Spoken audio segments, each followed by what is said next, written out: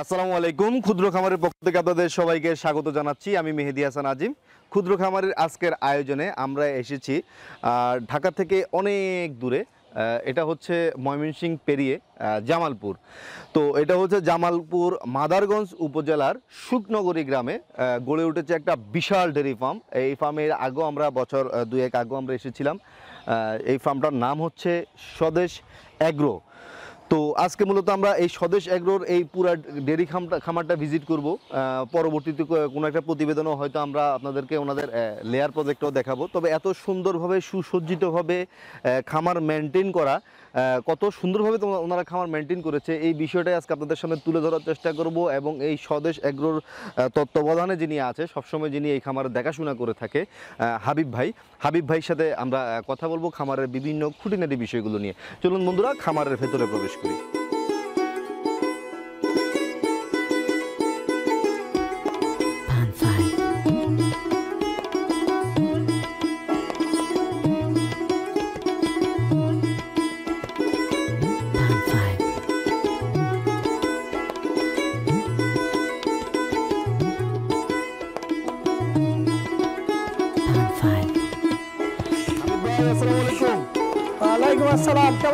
আলহামদুলিল্লাহ ভাই, ভালো আছি। ভালো আছেন?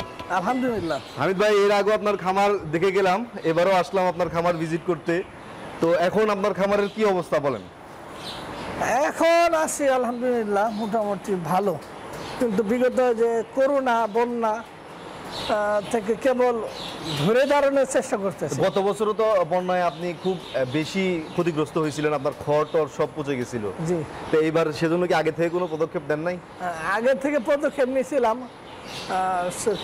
খড় কেনা ছিল, কিন্তু ঘাস আবার জানি না যে এত বড় বন্যা হবে। আচ্ছা। প্রচুর পরিমাণ, আমার 50 একর জমি ঘাসে নষ্ট হয়ে গেছে। 50 একর জমির ঘাস নষ্ট হয়ে গেছে। জি। এখন মোটামুটি এখন বর্তমানে একটু সংকট কাটতেছে। বন্যার পর থেকে মাছকালাই বুনে দিছি, এখন ওই মাছকালাই আপাতত খাওয়াইতেছে। আচ্ছা, এখন আপনার খামারে মোট কতগুলা গাভী আছে, এই শেড ওই শেড মিলে? এই শেড মিলে প্রায় 100 গাভী আছে। 100 গাভী আছে। 100 গাভীতে মোটামুটি কনসেপ্ট অবস্থায় কতগুলো আছে? কনসেপ্ট আছে প্রায় 60টা। 60টা গাভী কনসেপ্ট। তার মানে কি বছরে আপনার মানে 60-70টা বাছুর আসতেছে? জি জি, এরকম প্রতি বছর আমার 60-70টা বাছুর। 60-70টা বাছুর আসে। খামারের আসলে মূল প্রফিটের জায়গাটা কোনটা, দুধ না এই বাছুর? হ্যাঁ, বাছুর। একটু ওই পাশে যে কালকে রাতে একটা বাছুর দিয়েছি দেখলাম। ক্ষুদ্র খামারি বন্ধুরা, আমি যখন রাতে এখানে এসে পৌঁছাই, আমার যদিও দূরত্ব বেশি না, কিন্তু রাস্তা খারাপ হওয়ার কারণে আমার কালকে সারাদিন লাগছে এখানে আসতে। আমি এখানে আসতে আসতে রাত 8টা বেজে গেছিলো। তো আমি যখন আসছি তখনই এই বাছুরটা হয়েছে।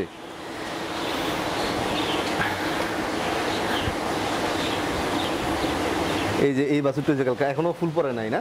না, এখনো ফুল পড়ে নাই। আচ্ছা, এইটা থেকে কেমন দুধ আশা করেন? এটা তো আমি দুধ পাইছি প্রায় 22টার মতো। 22টার মতো পাইছেন এর আগে? এটা কত নাম্বার বিয়ান? এটা হলো 5ম নাম্বার বিয়ান। 5ম নাম্বার বিয়ান। তো এখন কিরকম আশা করতেছেন? 22টাই পাবেন নাকি বাড়তে পারে? এবার আশা করি 22টা কম হবে, যেহেতু 5ম নাম্বার বিয়ান। 5ম নাম্বার এরকম মানে 20-22টা আশা করি। 20-22টা আশা করতেছেন। এটা কি ষাঁড় বাছুর হয়েছে না বকনা বাছুর হয়েছে? এটা হলো বকনা বাছুর। বকনা বাছুর হয়েছে। জার্সি সিমেন্ট দিছিলেন? জি জি। আচ্ছা, আর এই পাশে যে শেডটা আছে, এই শেডটার মধ্যে কতগুলা গাভী আছে? এইটা মনে হয় নতুন করছেন, এটা মনে হয় এর আগে আমি দেখে যাই নাই। এই যে বাছুরদের জন্য যে একটা ব্যবস্থা রাখা হয়েছে, এটা কি ছিল এর আগে? জি। এই যে আমি এর আগে যখন আসছিলাম তখন কি এটা ছিল? না, এগুলো ছিল না। এটা ছিল না। এখানে সব বাছুর। ক্ষুদ্র খামারি বন্ধুরা, স্বদেশ অ্যাগ্রোর ব্যাংক বলতে পারেন এটা। এটাই হচ্ছে সুইস ব্যাংক স্বদেশ অ্যাগ্রোর। এখানে তাদের সম্পদগুলো সব জমা করে রাখা আছে, দেখতে পাচ্ছেন। এগুলোই হচ্ছে আসলে খামারের মূল সম্পদ, এবং খুব সুন্দরভাবে লালিত পালিত হচ্ছে। বাছুরগুলো দেখতে পাচ্ছেন একবারে খুব সুন্দরভাবে রাখা আছে। এখানে কতগুলো বাছুর আছে এখন? এখানে 22টা আছে। 22টা বাছুর। এটা বের হয়ে যাবে। বেরিস না। 22টা বাছুর রাখা আছে এখানে। কত থেকে কত মাস বয়সী পর্যন্ত বাছুর রাখা হয়েছে? এখানে আছে আপনার 1 মাস থেকে প্রায় 3 মাস 4 মাস। 1 মাস থেকে 3-4 মাস বয়সী বাছুরগুলো রাখা আছে। আপনারা কি এই বাছুর বিক্রি করেন নাকি? হ্যাঁ, আমি বকনা বাছুর বিক্রি করি না, ষাঁড় বাছুর বিক্রি করি। ষাঁড় বাছুর বিক্রি করেন, বকনা বাছুর বিক্রি করেন না। আচ্ছা, এরপরে হামিদ ভাই, আপনার এই খামারের মধ্যে সবচেয়ে বেশি যে গাভীটার দুধ দেয়, এটা কত কেজি দুধ দেয়? সবচেয়ে বেশি দুধের গাভী 42 লিটার 42 কেজি। ওটা কোনটা গাভীটা? আছে ওই পাশে। একটু তাহলে গাভীটা একটু দেখি। এখানে কোনটা কোনটা? এই একটা এইটা এইটা মানে তিনটা গাভী আছে আপনার 40 কেজির উপরে দুধ দিতেছে। চারটা। আমার বন্ধুরা দেখতে পাচ্ছেন অধিক দুগ্ধবতী গাভী আসলে দেখতে কেমন হয় এটা একটা পরিচয় করিয়ে দেওয়ার জন্য আসলে দেখানো। দেখতে পাচ্ছেন গাভীগুলোকে, এগুলার গলকম্বল থাকে না এবং উলান দেখতে পাচ্ছেন খুবই পাতলা উলান থাকে, দুধের শিরাগুলো খুব সুস্পষ্ট থাকে। এবং এই পাশে আরেকটা গাভী আছে, এটা সম্ভবত প্রেগনেন্ট না? এটা কয় মাসের প্রেগনেন্ট এখন? এটা 3 মাস। 3 মাসের প্রেগনেন্ট। 3 মাসের প্রেগনেন্ট কে দুধ কি বন্ধ হয়ে গেছে এখন? হ্যাঁ, দুধ বন্ধ হয়ে গেছে। ক্ষুদ্র খামারি বন্ধুরা এই পাশে আরেকটা দেখতে পাচ্ছেন, এগুলো সব 40 কেজির উপরে দুধ দেয়। গাভীগুলো তো বিশাল বিশাল গাভী।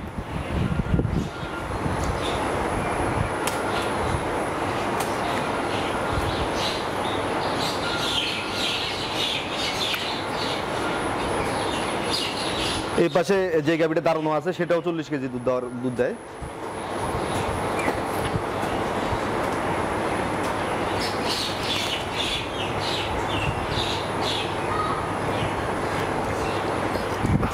আচ্ছা হামিদ ভাই, মূলত আপনার 40 কেজি ওজনের গাভীগুলো দেখলাম যেগুলো 40 কেজি করে দুধ দেয়।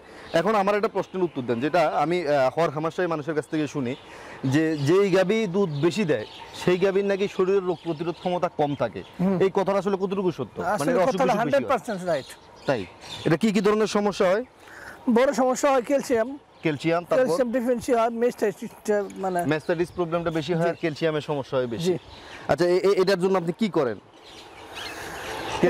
আমি প্রতিনিয়ত ডিসিপি প্লাস কন্টিনিউ প্রতিদিন প্রায় আমি যেটা বেশি দুধ দেয় 150 থেকে 200 গ্রাম খাওয়াই প্রতিদিন। আচ্ছা। আর যেগুলো কম দুধ দেয় এবারে 70 গ্রাম থেকে 100 গ্রাম খাওয়াই। 70 গ্রাম থেকে 100 গ্রাম ডিসিবি প্লাস খাওয়াই যাচ্ছেন আপনি। এটা হচ্ছে আপনার ক্যালসিয়ামের ঘাটতি যেন না হয় সেজন্য। আর ম্যাস্টাইটিসের জন্য কি করেন? ম্যাস্টাইটিসের জন্য এগুলা প্রতিনিয়ত জীবাণুনাশক স্প্রে করি আর এই দিই। আচ্ছা হামিদ ভাই, এখন কিন্তু নতুন একটা টেকনোলজি আসছে, যে টেকনোলজিটা হচ্ছে আপনি দুধ দহন করার পরে একটা লিকুইড জাতীয় আছে, লিকুইডটা যদি একটু ওলানের বাটের মধ্যে যদি লাগাই দেন না, এই বাটের মধ্যে লাগাই দেওয়ার পরে আপনি এটা আস্তে আস্তে আস্তে আস্তে রাবারের মতো ক্যাপ হয়ে যাবে ওলানের ভিতরে, তাহলে এই জীবাণুগুলোর ভিতরে ঢুকতে পারে না। এর পরবর্তীতে যখন আবার আপনি দুধ দহন করবেন, টান দিলে ক্যাপের মধ্যে খুলে চলে আসবে, তখন আবার দুধ দহন করতে পারেন। এই টেকনোলজিটার দিকে যাচ্ছেন না কেন আপনি? তাহলে তো ম্যাস্টাইটিসের প্রবলেমটা, এটা 100% মানে ম্যাস্টাইটিস প্রবলেমকে রিমুভ করে। আচ্ছা, এই টেকনোলজি আমি চেষ্টা করতেছি। আচ্ছা এই পাশে হামিদ ভাই ফ্যাটেনিং শুরু করছেন না? এর আগে যখন আসছিলাম তখন আপনি বলছিলেন যাতে ফ্যাটেনিং করবেন, কিন্তু তখন ছিল না ফ্যাটেনিং। আমার বন্ধুরা দেখতে পাচ্ছেন এটা হচ্ছে হামিদ ভাইয়ের ফ্যাটেনিং প্রজেক্ট। হামিদ ভাই এখানে কতগুলো ফ্যাটেনিং এর গরু আছে এখন? এখানে আছে আমার 20টা আছে। 20টা গরু আছে। এগুলো কি সবগুলো কি খামারের গরু নাকি কয়টা কিনা আছে? এগুলো কেনা মনে হচ্ছে? না, এগুলো আমার 3টা কিনা ব্রাহ্মা। আচ্ছা, এই ব্রাহ্মা 3টা কিনা? ব্রাহ্মা বলতে হচ্ছে লোকাল ব্রাহ্মা, ক্রস ব্রাহ্মা। জি, ব্রাহ্মা ক্রস। আচ্ছা, এগুলো কোথা থেকে কিনছেন? এটা স্থানীয়, মানে আপনাদের এলাকাতে গরুর দাম কেমন? আমার এলাকায় গরুর দাম মোটামুটি ভালো, গরু সবসময় ভালো দামে। আচ্ছা, না মানে অনেকে যেটা হচ্ছে, আমরা তো গরু কেনার জন্য সবাই শুধু রাজশাহী সিটি হাট দৌড়াই, দিনাজপুর দৌড়াই, এখন এই ময়মনসিংহ, শেরপুর, তারপরে জামালপুর এইসব এরিয়াতে তো আসলে কম দামে গরু পাওয়া যায়, গরু পাওয়া যায়, তাই না? এগুলো কেমন প্রাইস পড়ছে আপনার? এগুলো আমার 60-65 করে কিনা আছে। 60-65 হাজার টাকা করে কিনা আছে, তাহলে তো এখানে তো গরুর দাম কম।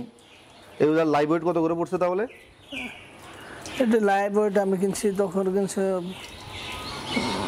300 টাকা। 300 টাকা করে লাইভ ওয়েট পড়ছে এই ব্রাহ্মা জাতের এই গাভী। এগুলো তো মোটামুটি গ্রোথ অনেক বেশি। জি। আচ্ছা, এগুলো কতদিন হয়েছে কিনছেন? 2 মাস। 2 মাস হয়েছে কিনছেন। আর এখানে যেগুলো আছে এগুলো সব হচ্ছে আপনার ঘরের গরু, পালের গরু। এখানে কিন্তু ব্রিডিং এর জন্য কিছু সার গরু আপনি রাখতে পারেন, তাই না? ব্রিডিং এর জন্য আলাদা সার আছে। ওই যে এখানে যে 2টা সার দেখছিলাম বড় বড়, জি, ওগুলো কি জাম্প করে? অনেক ফ্যাট হয়ে গেছে তো দেখলাম। হ্যাঁ, জাম্প করে। আচ্ছা, এইখানে তো অনেক দেখা যাচ্ছে। ওই পাশের ওগুলো কি? বকনা আছে। ওই পাশের ওগুলো বকনা? নিজস্ব পালের বকনা। আচ্ছা, ওইখান থেকে যেগুলো বড় হয়ে যেতেছে সেগুলো আবার এখানে নিয়ে আসেন। এটা কি এলএসডি হয়েছিল নাকি? জি, এলএসডি হয়েছিল। এলএসডি হওয়ার পরে কি ট্রিটমেন্ট দিতেছেন? এই এলএসডি নিয়ে তো অনেকে আসলে ঘাবড়ায় যায়, একটু এলএসডি ট্রিটমেন্টটা বলেন তো হামিদ ভাই। আচ্ছা, এলএসডি কন্টিনিউ আমি যে নাপা কন্টিনিউ রাখছিলাম, এরপরে স্প্রে করতাম জীবাণুনাশক স্প্রেগুলা দিয়ে। আচ্ছা, আর জীবাণুনাশক স্প্রে বলতে কি পিঙ্ক স্প্রে ইউজ করতেন? পিঙ্ক স্প্রে করতাম। আচ্ছা, আর মানে কেটোভেটটা করতাম। কেটোভেটটা। ক্ষুদ্র খামারের বন্ধুরা, এই মুহূর্তে হামিদ ভাই আপনাদেরকে এই এলএসডি রোগের যে ট্রিটমেন্টটা বলছে, এলএসডি রোগের কিন্তু 100% ট্রিটমেন্ট এটাই। হ্যাঁ, অনেকে এই এলএসডি হওয়ার কারণে গরুকে অ্যান্টিবায়োটিক দিয়ে গরু মেরে ফেলছেন। এলএসডি হওয়ার কারণে গরু মরবে না, আপনারা ভুল চিকিৎসার কারণে গরু মরবে। এলএসডি হচ্ছে as like same to same মানুষের যে পক্স হয়, ঠিক একবারে পক্সের মতো একটা রোগ। এটা হইলে আপনাদের আতঙ্কিত হওয়ার কিছু নাই। জাস্ট গরুর জ্বর আসলে গরুকে নাপা দিবেন এবং গরুর ব্যথার জন্য গরুকে কেটোভেট দিবেন। এই দুইটা ট্রিটমেন্টই অ্যালার্জির জন্য এনাফ, ঠিক আছে। আর যদি ভ্যাকসিন ব্যবহার করতে চান তাহলে ছাগলের যে গুটিপক্স যে ভ্যাকসিনটা আছে সেটা ব্যবহার করতে পারেন, কিন্তু এই অ্যালার্জির জন্য কখনোই অ্যান্টিবায়োটিক ব্যবহার করবেন না। এবং যেটা করতে পারেন সেটা হচ্ছে পিঙ্ক স্প্রে ব্যবহার করতে পারেন ক্ষত স্থানগুলোতে, তারপরে হলুদ, তারপরে হচ্ছে নিম পাতা, এগুলো বেটে লাগাইতে পারেন। এগুলো হচ্ছে হার্বাল ট্রিটমেন্ট, এগুলোও করতে পারেন। আর কি অ্যালার্জি আর আপনার আর কোনটা আক্রান্ত হয়েছিল? বেশ একটা হয়ে গেছিল, এখন ভালো হয়েছে, এখন নাই। এখন ভালো হয়ে গেছে না? দেখতে পাচ্ছেন ক্ষুদ্র খামারি বন্ধুরা, এগুলো হচ্ছে স্বদেশ এগ্রোর আগামী দিনের সম্পদ। এখান থেকে স্বদেশ এগ্রোর আগামী দিনের গাভীগুলো তৈরি হবে মাশাআল্লাহ। এখানে তো বড় বড় বকনাও দেখা যাচ্ছে, এগুলো কি হিটে আসছে কোনোটা? হ্যাঁ, হিটে আসছে। গাভিন আছে কোনোটা এখানে? আছে বেশ কয়েকটা গাভিন আছে না? এই যে এই বড়টা গাভিন আছে, এটা কত মাসের গাভিন আছে এখন? 2 মাস। 2 মাসের গাভিন আছে, মানে বীজ দিতে 2 মাস দিতেছি আর কি, বকনাগুলোকে মাত্র বীজ দিচ্ছি। মাত্র বীজ দেওয়া শুরু করছেন। যাই হোক ক্ষুদ্র খামারি বন্ধুরা, এই শেডটা দেখলাম আমরা, এরপরে ওই পাশে আরেকটা শেড আছে, ওই শেডটা আপনাদেরকে দেখাবো। ক্ষুদ্র খামারি বন্ধুরা, এখানে কিন্তু হামিদ ভাইয়ের বিদ্যুতের পাশাপাশি জেনারেটরের ব্যবস্থা রাখা আছে। এটা কালকে রাতে টের পাইছি আমি, যখনই কারেন্ট চলে যায় তখন থেকে জেনারেটর স্টার্ট হয়। তো গরুকে সার্বক্ষণিক সময়ে ফ্যানের বাতাস দেওয়ার জন্যই কিন্তু এই জেনারেটরের ব্যবস্থা। তার পাশাপাশি এখানে রান্না বান্না লেবার যারা আছে, আপনার এখানে এখন লেবার কতজন আছে? আমার আছে 20 জন। 20 জন লেবার যারা আছে তাদের জন্য এখানে রান্না বান্নার ব্যবস্থা করা হয়েছে। এবং সবচাইতে বড় শেডই হচ্ছে হামিদ ভাইয়ের এই শেডটা, নাকি হামিদ ভাই? জি, এই শেডটা হচ্ছে সবচেয়ে বড় শেড। এই শেডের মধ্যে কতগুলো গরু ধরে এখন? আছে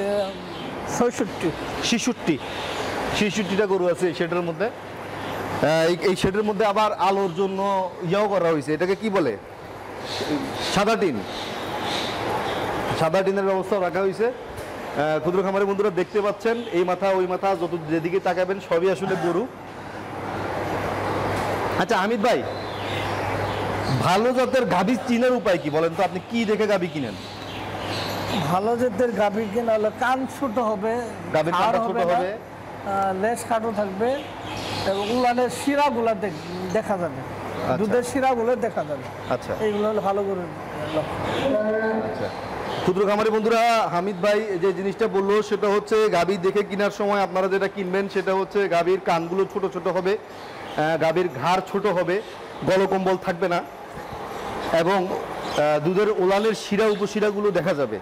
ক্ষুদ্র খামারি বন্ধুরা, হামিদ ভাইয়ের সম্পূর্ণ খামারটা আপনাদেরকে ঘুরে দেখানোর চেষ্টা করেছি, আশা করি আপনাদের কাছে ভালো লেগেছে। আসলে এখন হয়তো বৃষ্টির জন্য আপনাদেরকে ভালোভাবে দেখাইতে পারিনি, তার কারণ হচ্ছে হামিদ ভাইয়ের বাছুরগুলোকে কিন্তু এই মাঝখানের খালি জায়গাটা মাঠটার মধ্যে ছেড়ে দেয়, তো এখানে কিন্তু ছেড়ে পালন করে সবসময়। এর আগের ভিডিওতে আমরা দেখিয়েছি, সেটা দেখে নেবেন।